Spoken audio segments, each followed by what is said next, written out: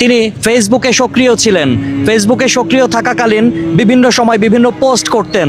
আমি একটি পোস্ট দেখেছিলাম এরকম, সেই পোস্টের একটি কমেন্টে একজন মন্তব্য করেছিলেন, হাদির মরদেহটা নেওয়ার জন্য একটা স্পেশাল কফিন নিয়ে আসিও।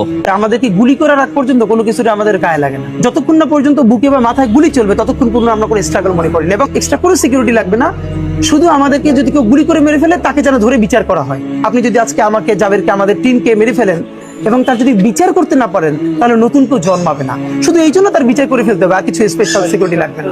ওসমান হাদি সেই কমেন্টে রিপ্লাই দিয়েছিলেন, হারাম খাইয়া আমি এত মোটা তাজা হই নাই যাতে আমার স্পেশাল কফিন লাগবে।